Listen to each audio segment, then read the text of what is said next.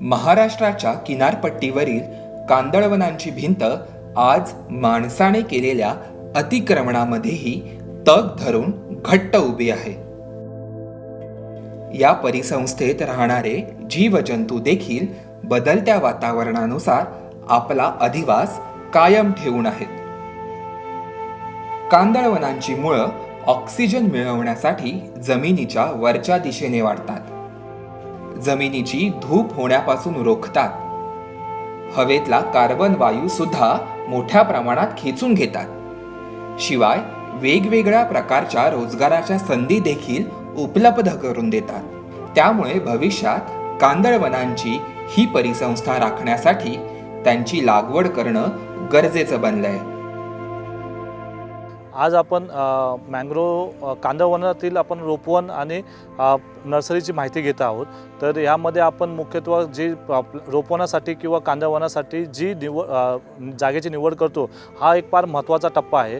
निवड करताना आपण मोस्टली समुद्र किनाऱ्यालगतची जागा किंवा खाडी किनाऱ्यालगतची जागा जी असेल त्याची निवड करतो. ती डिग्रेडेड असावी आणि तिथं भरतीचे पाणी नेहमी येणारे असावे. आणि ह्यामध्ये आपण 2 टप्प्यात आपण एक काम करतो. त्यातील पहिला टप्पा म्हणजे ही आपण जे पाहत आहोत ही नर्सरी.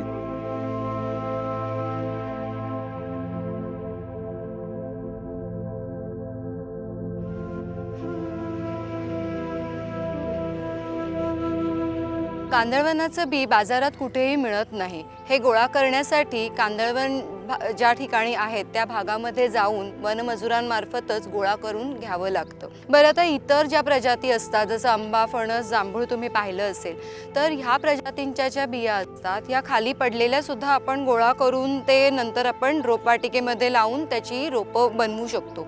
पण कांदळवनांचं थोडं वेगळं असतं. हे तसं नसतं. कांदळवनांमध्ये जर बी दाखवायचं म्हटलं तर आता इथे हे झाड आहे. इथे हे जे छोटंसं चिकूसारखं फळ दिसतंय हे त्याचं बी आहे. आणि हे जे बी आहे हे जर खाली पडलं तर ते व्यवस्थित रुजणार नाही आणि म्हणून ते झाडावरच रुजतं. त्याला मूळ येतं आणि ते अशा प्रकारची शेंगसारखं एक रोपटं झाडावरती दिसतं इथे.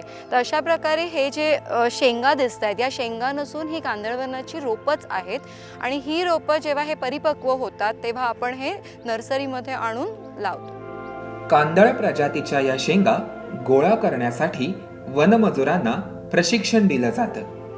त्यानंतर या शेंगा गोळा करून त्या रोपवाटिकेत आणून त्यांच्या लागवडीला सुरुवात होते. मजुरांनी जमा केलेले वेळ साधारण 9 महिनेपर्यंत रोपवाटिकेत वाढवले जाते. रोपवाटिकेत बी लावण्यापूर्वीच रोपवाटिकेत अशा प्रकारे वाफे तयार केले, चौकोनी आकाराचे वाफे तयार केले जातात. प्रत्येक वाफ्यामध्ये 500 पिशव्या ह्या मातीच्या गाळाने भरलेले असतात. यामध्ये रोप हे झाडावरच तयार असल्या कारणाने ते आणले की लगेच पिशवीमध्ये लावले जाते.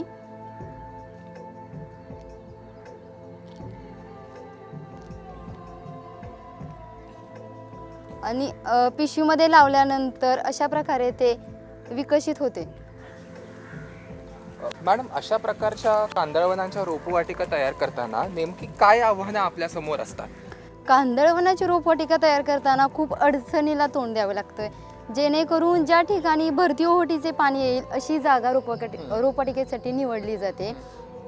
रोपवाटिकेची जागा निवडताना ती जागा थोडी दलदल आणि चिखल असल्या कारणाने चालताना सावकाश चालावे लागते.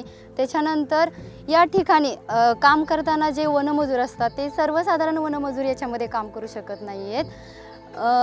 किनारपट्टी भागातील जे वनमजूर आहेत तेच अशा ठिकाणी काम करू शकतात, जेणेकरून त्यांना इथल्या जागेचा अंदाज असतो. नर्सरीतल्या प्रक्रियेविषयी जाणून घेतल्यानंतर आम्ही प्रत्यक्षात या रोपांची लागवड करण्यासाठी निघालो. लागवडीचं हे काम नेहमीच वरिष्ठ वनाधिकाऱ्यांच्या देखरेखी अंतर्गतच केलं जातं.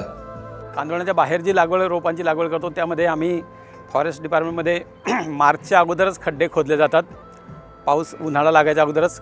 त्याचा उद्देश असा असतो की त्याला ऊन वारा मिळावा आणि त्याचं सिझनिंग व्हावं, खड्ड्यांना एरिएशन व्हावं हा एक असतो. आणि कांदळवनामध्ये आपल्याला ओहोटी भरतीच्या वेळ पाहून आपल्याला प्लॅन्टेशन करावं लागतं. भरतीमध्ये आल्यानंतर खड्डे बुजून जाऊ नये म्हणून तसे खड्डे खोदून पण काही उपयोग नसतो. म्हणून ऐन वेळेला प्लांटेशनच्या अगोदरच बांबूने खड्डे खोदले जातात आणि त्याच्यात रोप लावलं जातं. कांदळवन रोपणापूर्वी भरतीचं पाणी लागवड क्षेत्रात व्यवस्थित पोहोचावे म्हणून माशाच्या काट्याप्रमाणे 1 ते 2 फूट खोल चॅनल्स खणले जातात. या चॅनल जवळच कांदळवनांचे रोपटे लावले जाते. कांदळवन रोपण पद्धतीमध्ये प्रति हेक्टरी 4444 झाडे एकमेकांपासून साधारण 1.5 मीटर अंतरावर लावली जातात. हे चॅनल्स 4 वर्ष दुरुस्त केले जातात. त्यामुळे लावलेल्या रोपांना व्यवस्थित भरतीचे पाणी मिळत राहते.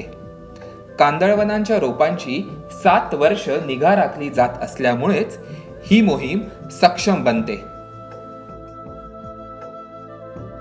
कांदळवन कक्ष आणि कांदळवन प्रतिष्ठानामार्फत मागील 5 वर्षात 1470 हेक्टर क्षेत्रावर जवळपास 65 लाख रोपं लावण्यात आली आहे.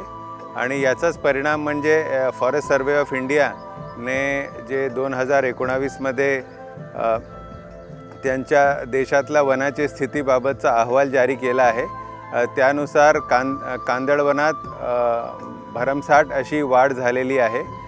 2015मध्ये जे महाराष्ट्राचे कांदळवन क्षेत्र 222 चौरस किलोमीटर होते ते आता 2019मध्ये वाढून 320 चौरस किलोमीटर इथपर्यंत पोचले आहेत. पाहिलात ना कांदळवन प्लांटेशनचं हे काम किती अवघड आणि कठीण आहे.